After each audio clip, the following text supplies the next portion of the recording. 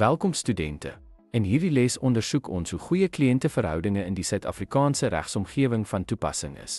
Die handhawing van positiewe kliëntverhoudinge is nie net 'n besigheidsstrategie nie, maar ook 'n etiese verpligting kragtens die Wet op Regspraktyk 28 van 2014 en die Gedragskode vir Regspraktisyns.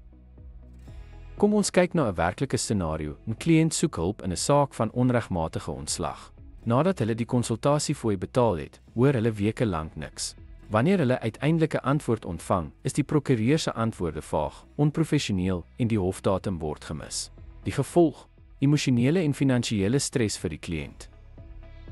Die eerste beginsel is effektiewe kommunikasie. Kliënte het die reg om ingelig te word. Weeklikse opdaterings, maak nie saak hoe klein nie, skep deursigtigheid en vertroue.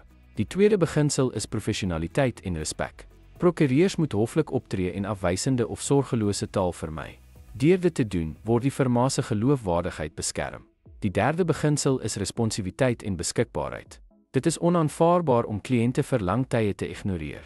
Ingevolge reël 17 van die Regspraktykraad se kode moet prokureurs stiptelik optree en kliënte se bekommernisse betyds erken. Vierdens, deursigtigheid in dienslewering. Kliënte verdien dit om die regsproses, tydlyne en moontlike risiko's te verstaan. Sonder dit kan hulle nie ingeligte toestemming gee nie. Vyftens, aanspreeklikheid vir foute. Om 'n hofdatum te mis, is 'n pligsverbreeking. 'n Opregte verskoning, duidelike verduideliking en korrektiewe stappe toon verantwoordelikheid. Laastens, 'n kliëntgesentreerde benadering. Regslei behoort die kliënt se ervaring te prioritiseer, empatie te toon en emosionele en finansiële laste te verminder. Ten slotte versterk die toepassing van hierdie beginsels beide vertroue en professionaliteit in die Suid-Afrikaanse regspraktyk. Goeie kliënteverhoudinge is onafskeidbaar van regsetiek, wat beter uitkomste vir beide kliënte en firmas verseker.